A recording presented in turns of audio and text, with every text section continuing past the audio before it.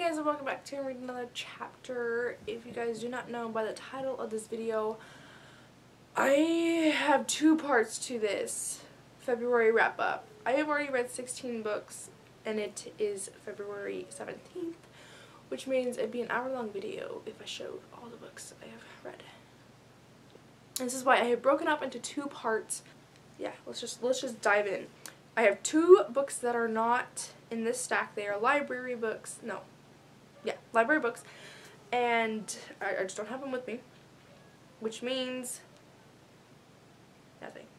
It just means that I don't have those two books with me. So, I have divided them to school books, a series I have read, and just some random books. Okay, that's not me. Okay, so I think I'm going to start with the two school books that I have. I was kind of sad about this one. Wives of the Signers by, I'm guessing, a bunch of different people. The Woman Behind the Declaration of Independence. It just says the foreword by David Barton. Apparently this is about the wives of these different signers of the Declaration of Independence. That's not what it really is. I was reading this and they share very, very little information about the wives of these signers, and I was really confused. I'm like, there's more information about the men who have signed this declaration, but there wasn't anything really about the wives. That's all I can really say.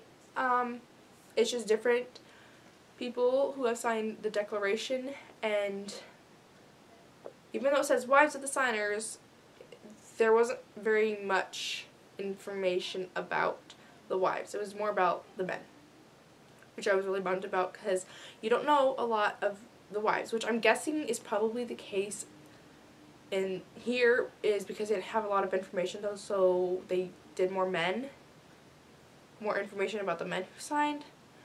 But I was still pretty bummed. I did give this 3 stars. I did like the information about this book. It just wasn't very, what is that one word? I can't think of it. But it wasn't full of the information I was hoping for. And then I have Bjorn the Proud by Madeline Poland. This is about Vikings. I don't like Vikings. I never liked the story about Vikings. It was really boring, and it never sparked anything in me. If I have to enjoy something about history, it's anything that has to do with pages or knights or anything like that. That's like the only thing in history I really like besides World War II. Yes, this is history, but I can't stand the Vikings or anything. I don't think anyone can stand the Vikings. But this is about a boy, Bjorn, who is a very proud boy, and he kidnaps this girl, what's her name? Ness. So Bjorn captures Ness and is taking charge of her, and Ness, she honestly doesn't care. She's like, you're not the ruler of me. The God I know, Jesus, is the one I will follow, and no matter what you do to me or whatever, I won't care, because I know the Lord will, she said it in a way, and I can't remember, but technically it's just her faith that's keeping her from being afraid of what is about to happen. And the reason why he captured her was because they had burned down her village, and so she was the only living relative, and he was like, I'm gonna capture her for my treasure. I don't know if this is making any sense, really. Anyway, it's just about this guy. He's really, really proud of himself, and I gave it 2 stars. It was okay. There were some parts that I liked, and there were some parts that I didn't like. Most of it I did not like because of this proud guy. He was very mean, very selfish, wanting his father dead so he can become the next high and mighty Viking ruler or something like that. I didn't care much about this book. I was a little bummed about these books because I was really hoping I would get to like some of them, but they didn't, what is it? They didn't spark anything in me. I didn't like it very much. Okay, I'm going to talk about, focus. I'm going to be talking about Echoes Among the Stones by Jamie Jo Wright. She is one of my favorite authors, even though this is the only second book I have read by her. Sorry. It was very slow moving. With her other book that I read, The Haunting at Bonaventure Circus, it was definitely slow moving for me, but once you get into it, you pick up speed. So this is a mystery about a, so it's two dual timelines. One after the World War II, and then the second timeline is modern day time. It doesn't say what year, but after the war and then modern day time. But the first dual timeline is about a woman named Imogen. I keep getting these mixed up. Imogen Grayson, whose sister was murdered, and she doesn't think. Everybody says it was an accident, and they keep brushing this mystery aside. And she and her sister were very close, and she recreates this scene in a dollhouse and tries to solve it. Jump to modern day time. Aggie Dunkirk, Imogen's granddaughter, stumbles upon this dollhouse, and she figures out that her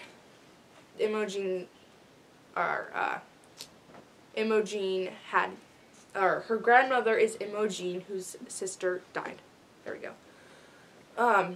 And so it's her trying to solve this mystery for her grandmother, and stumbles upon these different clues with this, oh my word, I can't, who stumbles upon this Ethan, that's his name. I can remember because I was like, it's someone's name I know. This Ethan, who is a archaeologist, and he is hilarious. He's a redhead. He makes fun of different things. Makes fun of different accents. And Aggie and him try to help solve this murder. This murder that has been going on for years and years, decades. And along with this mystery they have to solve different clues that keep popping up here and there, and they are wondering why these clues are now coming back that point to Aggie or Imogen's sister Hazel's death. It's really, really good. I gave this 5 stars, I think. I really, really enjoyed it. And this was supposed to be for January's prompt quiet. There we go.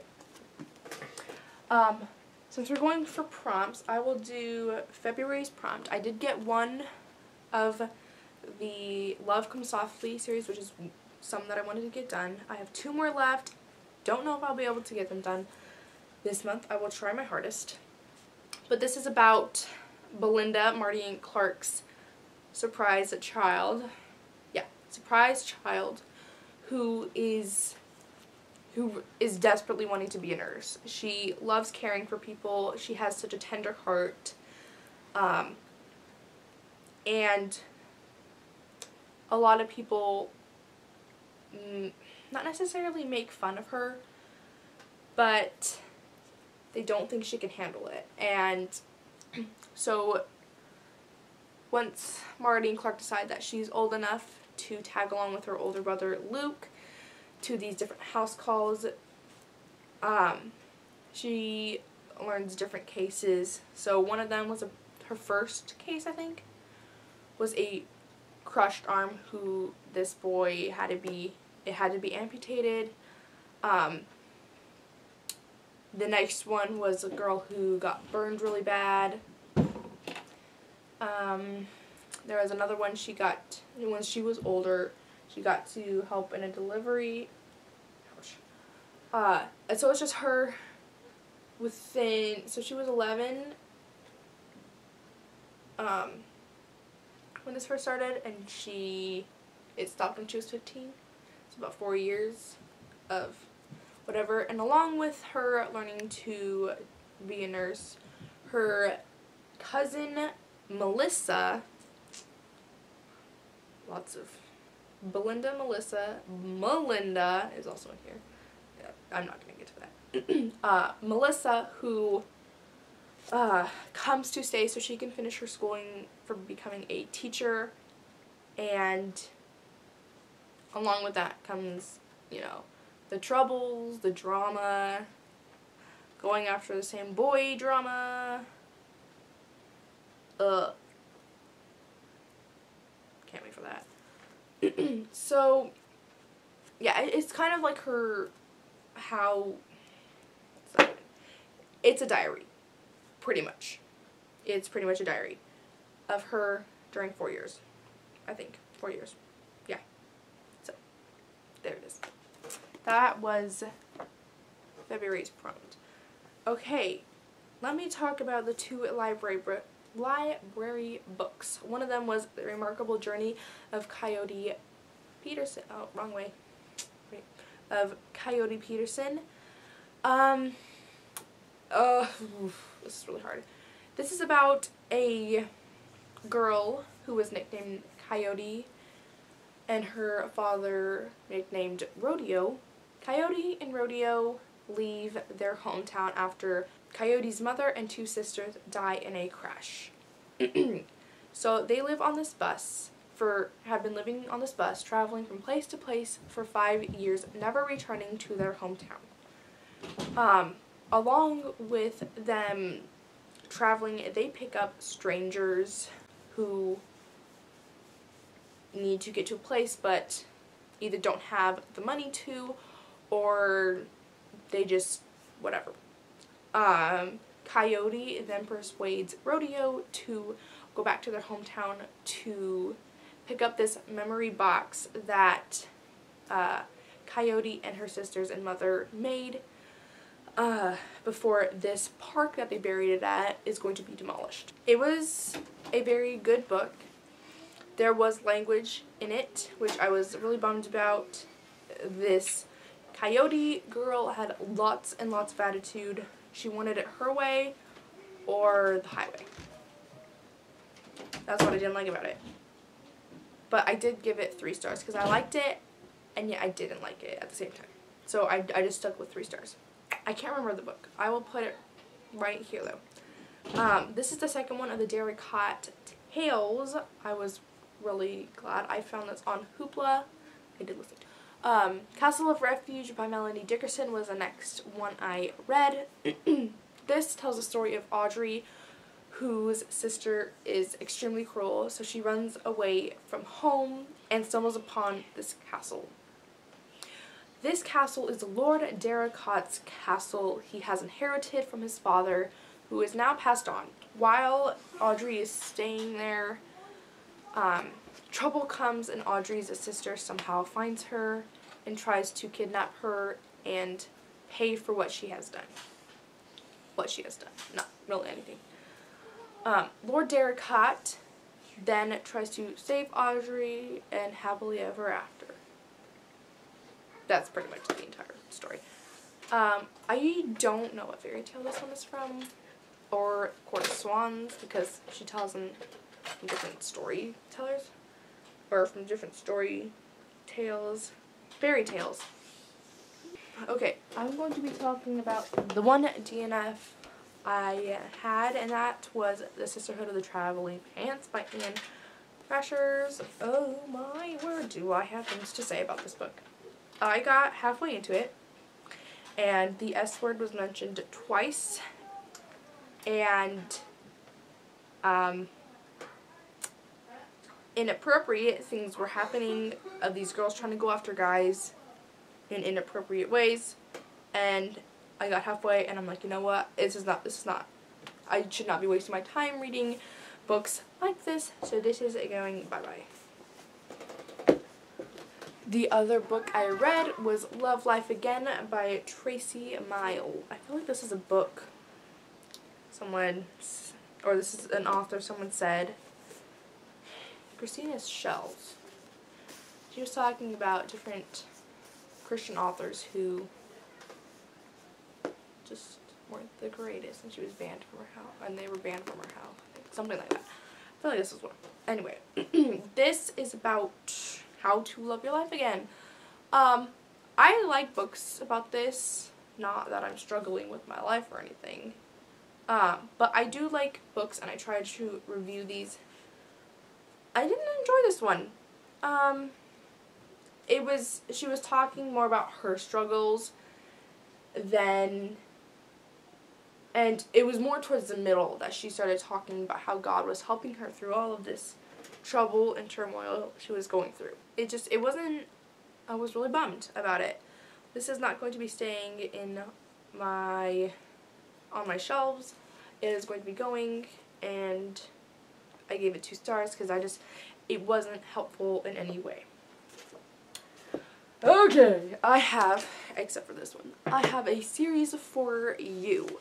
If you guys remember, I read Red Rover by Perry Elizabeth Kirkpatrick months ago. And I fell in love. I fell in love instantly, and I haven't been able, poor book.